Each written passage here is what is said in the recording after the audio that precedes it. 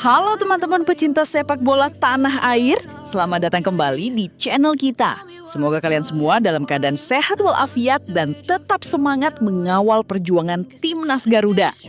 Teman-teman, teka-teki besar yang belakangan ini bikin kita semua penasaran akhirnya resmi terjawab.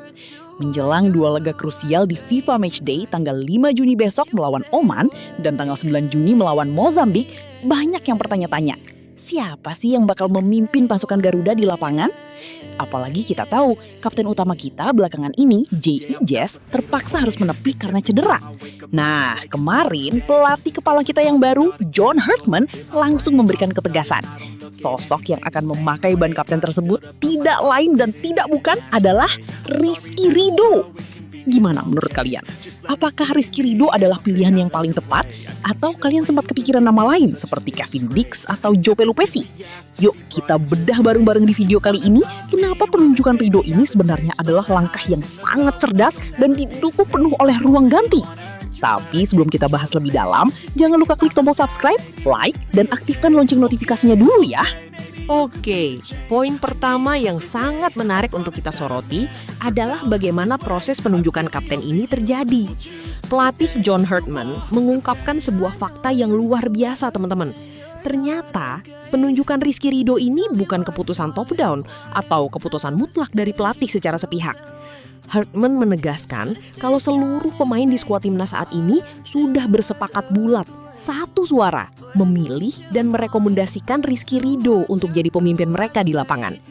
John Herdman bilang dia cuma tinggal mengiyakan dan merestui apa yang diinginkan oleh para pemain. Ini menarik banget. Artinya apa? Di bawah asuhan John Herdman, ruang ganti timnas kita sangat demokratis. Herdman punya prinsip yang jelas sebagai pelatih modern. Dia bilang begini, kalau urusan taktik, skema permainan di lapangan, nentuin starting 11, itu mutlak kewajiban dan tanggung jawab saya sebagai pelatih. Termasuk urusan menghadapi media pers. Tapi kalau urusan kapten, biarlah para pemain yang bersepakat menentukan. Langkah Herdman ini cerdas banget secara psikologis. Dengan menyerahkan keputusan kepada pemain, chemistry dan rasa saling menghormati di dalam tim otomatis bakal semakin kuat. Ridho yang baru berusia 24 tahun tapi bermain di Persija ini terbukti punya karisma yang diakui oleh rekan-rekan setimnya, termasuk oleh para pemain keturunan maupun pemain lokal lainnya. Sekarang, mari kita bedah poin taktisnya. Dengan absennya J.I. Jazz dan masuknya Ridho sebagai kapten, gimana kira-kira formasi lini belakang yang bakal dipasang oleh John Herdman saat melawan Oman nanti? Seperti yang dikatakan pelatih, urusan menentukan starting 11 adalah tanggung jawab penuh dirinya. Tapi kalau kita lihat komposisi skuad saat ini, ada beberapa opsi menarik. Opsi pertama, kalau John Herdman pakai skema 3 back sejajar. Besar kemungkinan Rizky Ridho akan berdiri di sektor kanan, Justin Hubner di sektor kiri, dan untuk posisi back tengah-tengahnya, ini akan jadi perebutan sengit. Bisa jadi posisi itu diisi oleh Kevin Dix yang punya reading the game luar biasa, atau diisi oleh Elkan Begot yang punya keunggulan postur tubuh. Opsi kedua, kalau pelatih memilih formasi 4 back. Jika memakai 4 back, otomatis hanya ada 2 slot untuk back tengah. Mengingat Ridho adalah kapten, posisinya hampir pasti mengunci satu tempat. Pertanyaannya, siapa tandemnya? Kalau Kevin Dix ditarik ke tengah menemani Ridho, maka Elkan Begot kemungkinan besar akan memulai dari bangku cadangan. Dengan Justin Hubner siap menjadi super sub atau digeser ke posisi bek kiri. Siapapun yang dipilih nanti, kehadiran Ridho sebagai jenderal lapangan di lini belakang bakal krusial banget buat menjaga kedisiplinan pertahanan kita dari gempuran penyerang Oman dan Mozambik. Poin berikutnya yang gak kalah penting untuk kita bahas adalah signifikansi dari dua laga FIFA Matchday ini. Teman-teman, melawan Oman dan Mozambik ini bukan sekedar laga persahabatan biasa atau laga hiburan. Ini adalah misi besar untuk mendongkrak peringkat FIFA Timnas Indonesia. Saat ini, posisi Indonesia berada di peringkat 122 FIFA. Sementara Oman dan Mozambik secara peringkat berada di atas kita. Sesuai dengan ambisi besar yang dicanangkan oleh PSSI, kita ditargetkan untuk bisa segera menembus posisi 100 besar dunia, menyusul apa yang sudah dilakukan oleh Thailand saat ini. Nah, untuk bisa ke sana, cara satu-satunya adalah mencari poin sebanyak-banyaknya dengan menantang tim-tim yang peringkatnya di atas kita.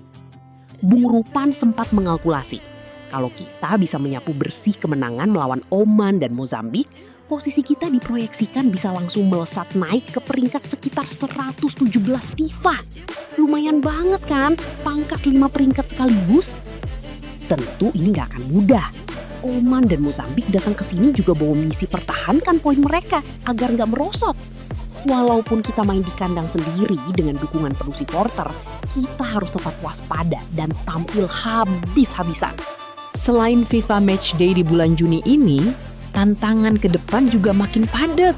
Nanti di bulan September dan Oktober, kita juga bakal dihadapkan pada ajang bergengsi FIFA Asian Cup yang diikuti oleh 11 negara. Jadi, rentetan pertandingan dari sekarang sampai akhir tahun nanti adalah momentum emas buat timnas Indonesia mengumpulkan pundi-pundi poin sebelum kita benar-benar berlaga di Piala Asia yang sesungguhnya. Akhir kata, selamat bertugas untuk Rizky Ridho atas ban kaptennya.